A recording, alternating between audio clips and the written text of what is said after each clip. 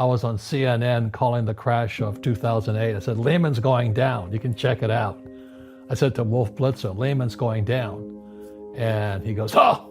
And he got kind of flustered because they're not allowed to say stuff like that. Right. And we had Gene Chatsky, who represents Wall Street, the mutual funds and 401k guys. She goes, so they don't want what we know out there. So that's why fake is fake money, fake teachers, fake assets. And the asset part, you know where that comes from. It's the City of London, Wall Street, the derivatives markets, LTCM, long-term capital management records. And all of us that know are kind of getting out. That's why I love Jim Rickards. I had dinner with him the other night. That's why we're talking. This is what's really going on. But our school system will never tell us that because they're part of the process. Fake money, fake teachers, fake assets. They're all one scenario. And that's what Bucky Fuller's kind of inspired me to do back in '83. He says, you know something. What do you know? Share it. What does God want done? Or as Martin Luther King says, I just want to do God's will. So what drives me on in my health is not the best, but the will, the spirit keeps me. A lot of people get financial advice from outsiders. If maybe a financial planner, or a stockbroker, or a real estate broker, but they're not on the inside of the deal. And one of the reasons I like being an entrepreneur and being a real estate guy is I'm always trading from the inside. I know the deal. I'm part of the deal. I am the deal, But the average person who buys like stocks, bonds, mutual funds, ETFs, and saves money, they're outsiders. They have no idea what's going on between them and the real world of insight. So Jim Rickards and Nomi Prince, they were, Jim was with the CIA, long-term capital management, the Pentagon, and they're the inside on what's going on with money. Nomi Prince was with Solomon and Lehman Brothers and Goldman Sachs. They're insiders. And I was this little guy on the outside trying to figure out, what are those guys doing? How are it's almost like, what's the wizard doing? How is the wizard pulling these handles and all this? And we're all outside jumping around doing as they tell us. You should save money. Okay, I'll save money. You should buy stocks. Okay, I'll buy stocks. You should put some money in bonds. Okay, I'll buy. And I said, there's a wizard in there. I want to know who that wizard is.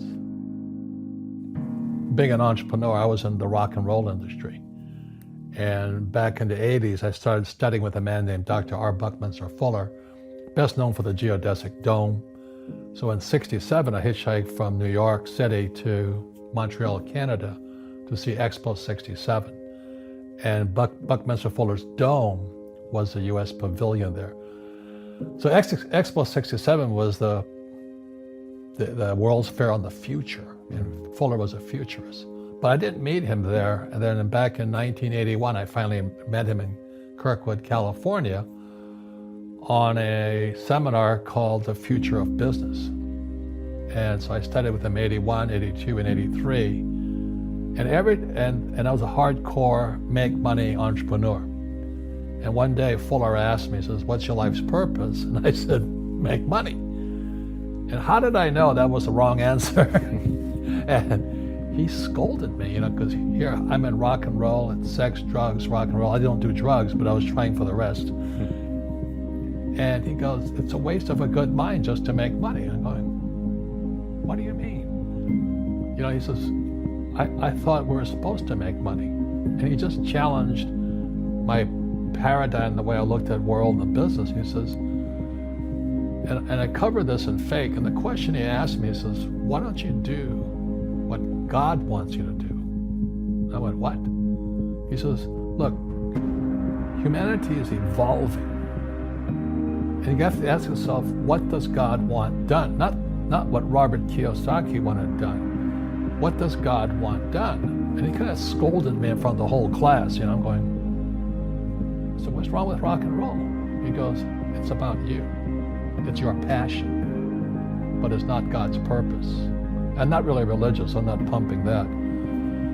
So the question, I had to ask myself, what does God want done? in the evolution of life. And it came to me, I don't think God wants people to be poor. And today in the world, America especially, is this gap between the rich and everybody else. And I know the game of the rich. My rich dad taught me, you know it because you're the banker. The game the bankers and the rich play is different than what they teach you in school. And that's the story of Rich Dad, Poor Dad. My poor dad, PhD, stands for poor, helpless, and desperate. They don't know anything about money. And they're teaching our kids. And my rich dad was an entrepreneur who never finished school. I grew up in Hawaii. So all of the pieces of the puzzle, when Fuller scolded me back in '83, the pieces of the puzzle and my life started to come together. And I understood what he was saying then. He says, well, maybe we should stop ripping people off. It might be a good thing. And, the question I ask all over the world, what does school teach you about money? And the answer is nothing. And that's not a mistake.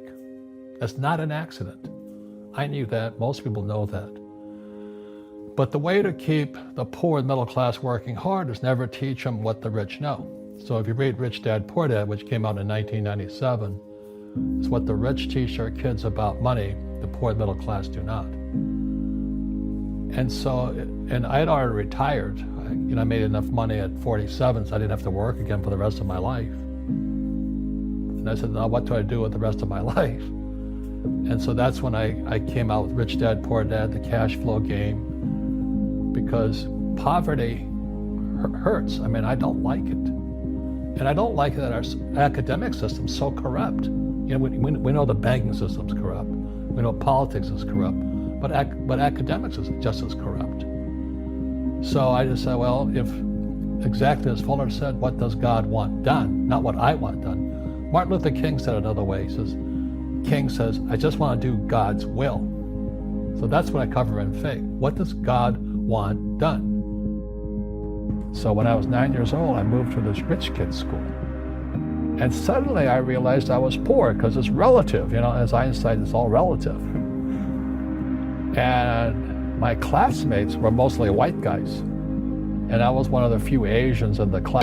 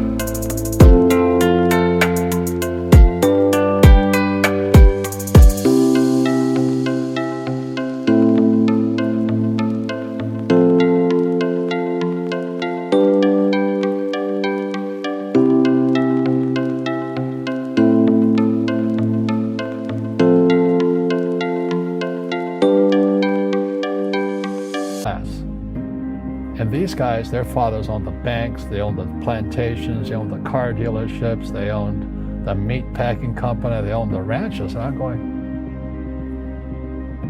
how come my dad doesn't own that?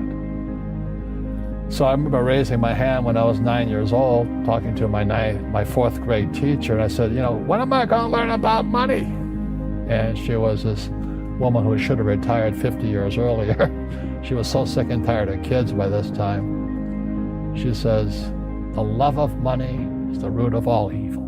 And I said, what am I, in Sunday school? And I was this punky little 9-year-old kid. And she says, we don't teach money at school. I said, why not? And she couldn't answer me. And she got very flustered. She said, sit down, take your seat. And then I got curious. I said, why don't we learn about money? She says, go ask your father. He's my boss. So my father was the head of education, PhD, all that stuff. I go home and ask him, I said, why don't we learn about money in school? And he looked at me and says, because the government doesn't let us teach that subject. The government tells us what we can teach and what we can't teach. And I thought that was strange. And I said, but aren't we going to school to learn about money? He says, no, your job is to get a job. I said, but you get a job to earn money. He goes, no, you're supposed to just get a job. I went, no. Isn't the purpose of a job to earn money? He goes, you're correct. I said, so why don't I just learn about money?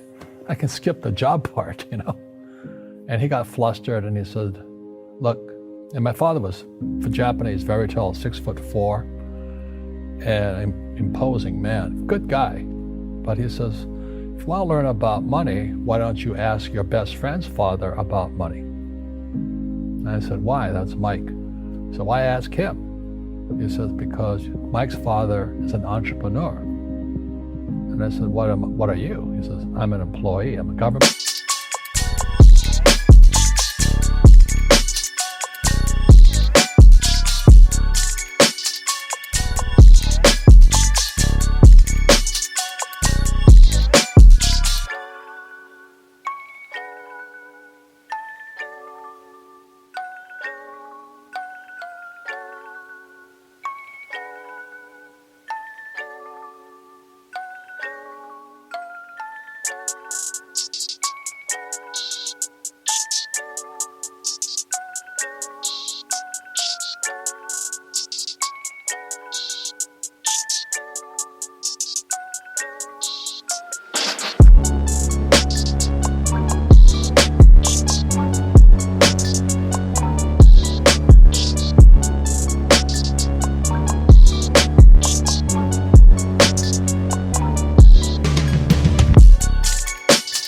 An employee.